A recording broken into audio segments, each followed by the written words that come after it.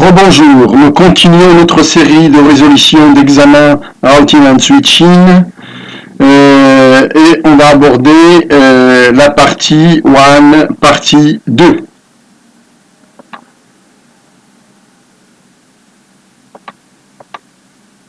Alors, on était sur la question 16 et on a dit c'est la réponse C. Question 17.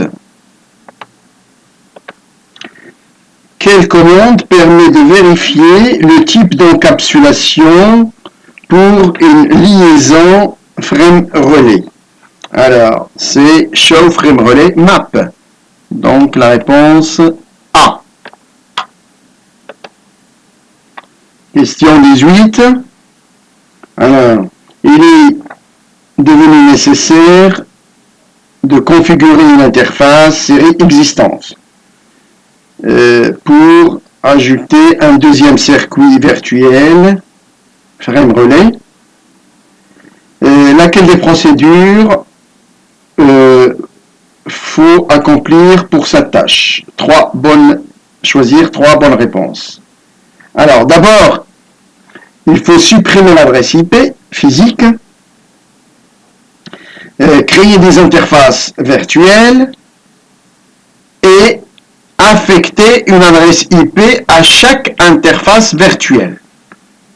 Donc, voilà la procédure. Donc, et tout ça, c'est du cours. Donc, alors, qu'est-ce qu'on a comme proposition? Supprimer l'adresse IP de l'interface physique. Effectivement. Donc, l'interface physique, c'est une adresse IP. Donc, parce qu'on avait une seule interface connectée à une autre, un switch frame relais. Mais maintenant, on a deux PVC. On avait au départ un seul PVC, maintenant on a deux PVC. Ça veut dire que la première interface, on l'a fait sur une interface physique parce qu'on avait un seul circuit virtuel. Maintenant qu'on a deux, maintenant il faut supprimer l'interface, l'adresse, il faut supprimer l'adresse de l'interface physique, d'accord? Mettre un no shutdown, créer autant d'interfaces virtuelles pour autant de circuits virtuels, PVC, pour autant de PVC. Donc la première bonne réponse, c'est le A. Deuxième bonne réponse, c'est la C, création d'interfaces virtuelles, c'est ce que je viens de dire. Donc on crée des interfaces virtuelles pour l'ensemble des circuits virtuels et leur affecter une adresse IP pour chaque interface virtuelle, donc la D. Donc ACD comme bonne réponse. Question 19. La question 19. Que va-t-il se produire sur un réseau frame relais lorsque le CIR est dépassé? Alors, lorsque le CIR est dépassé. Donc, quand on va dépasser le CIR, en fait, on va rejeter le trafic. On rejette le trafic. Donc, regardons un petit peu les affirmations. Alors, affirmation A, tout le trafic est marqué comme éligible à la suppression. Non, pas tout le trafic. C'est l'excès du trafic. C'est plutôt l'excès du trafic qui sera rejeté. B, tout le trafic UDP est marqué jetable. Et une BECN est envoyée. Non. Alors l'affirmation C, tout le trafic TCP est marqué jetable. Et un BECN est envoyé. Non plus. Tout le trafic excédant le CIR sera rejeté. Effectivement, c'est le D, la bonne réponse. La question 20. Alors, quel énoncé sur l'utilisation du mécanisme SHAP dans une liaison PPP est vrai? Alors, le protocole, affirmation A, le protocole SHAP utilise un échange en 2 étapes. Non, il utilise un échange en 3 étapes. Le B, le protocole SHAP utilise un échange en 3 étapes. Effectivement, oui. Effectivement. Alors, le PAP, par contre, il utilise un échange en 2 étapes, le PAP. Mais le SHAP en 3 étapes. La D, on a besoin de 2 réponses. Alors, on a dit, le protocole, donc la B, elle est bonne. La C, l'authentification SHAP survient périodiquement après établissement de la liaison. Oui. Et on a besoin de 2 réponses. Donc, les 2 bonnes réponses, c'est le B et le C. Question 21. Alors, la question 21. Quel énoncé décrit le DLCI 17? Alors, le DLCI 17. Alors, le A, que dit le A?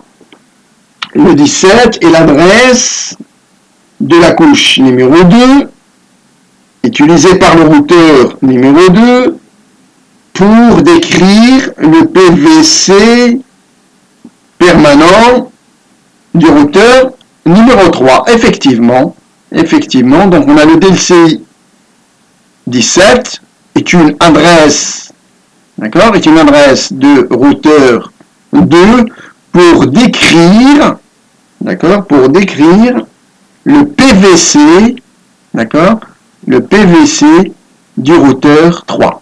Donc la bonne réponse c'est la A. Question 22. On fait un show frame relay map, Alpi, DLCI broadcast. Alors, quel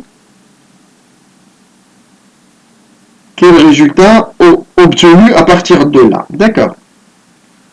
Alors, affirmation A. Définit l'adresse IP destination qui est utilisée dans tous les paquets de diffusion sur le DLCI 102. Alors, définir l'adresse IP de destination qui est utilisée dans tous les paquets de diffusion sur le DLCI 202. Non, c'est pas une bonne réponse. La B, définit l'adresse IP source. Non, c'est pas l'adresse IP source puisqu'il s'agit d'une adresse IP destination. La C définit le DLCI sur lequel les paquets de l'adresse IP 192 sont reçus. Non, c'est pour les envoyer, c'est pas pour le reçu, hein, c'est pour la sortie et non pour la réception. Définit le DLCI utilisé pour les paquets qui sont envoyés. Effectivement, donc c'est la D.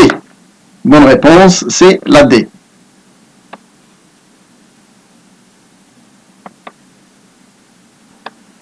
Question 23. Quel est le sous-protocole PPP qui négocie des options d'authentification? C'est le LCP. Donc c'est le Link Control Protocol. Le Link Control Protocol. C'est le LCP. Question 24. Quelles sont les 2 caractéristiques de sous-interface point à point frame relay? Alors, il crée des problèmes de split horizon. Non, ils ne vont pas créer des problèmes de split horizon. Point à point frame relay. Ils ne vont pas créer de frame relay. L'affirmation B, il nécessite un sous-réseau unique dans un domaine de routage, effectivement. Donc on va donner des adresses IP à ces sous-réseaux ou des réseaux. Donc B est une bonne réponse.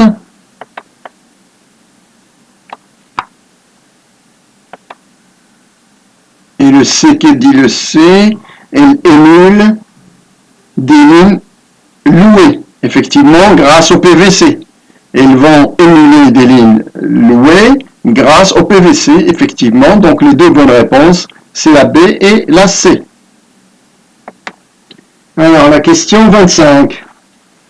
Quelle commande peut être utilisée pour vérifier le DLCI dans une configuration frame relay, dans une configuration statique frame relay? C'est le show frame relay.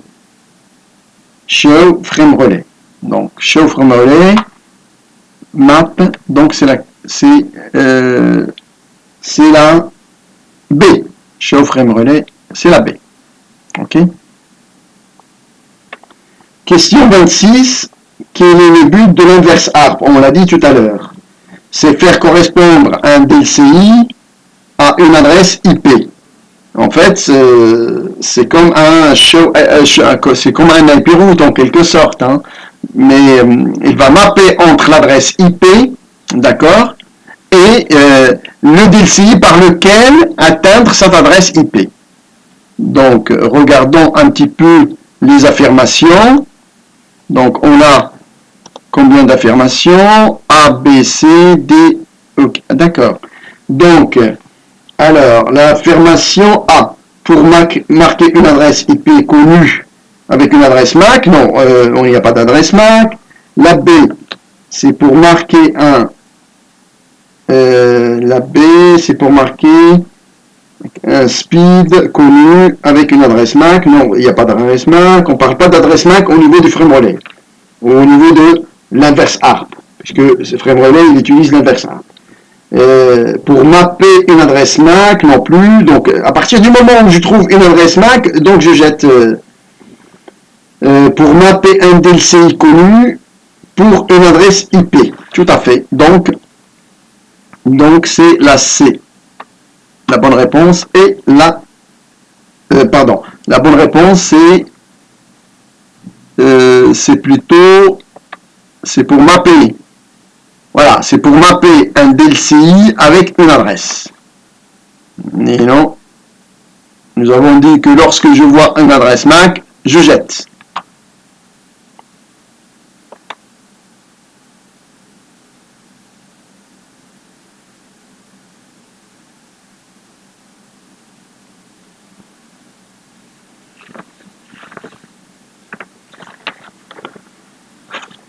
Aïe, aïe, aïe, aïe, aïe, aïe.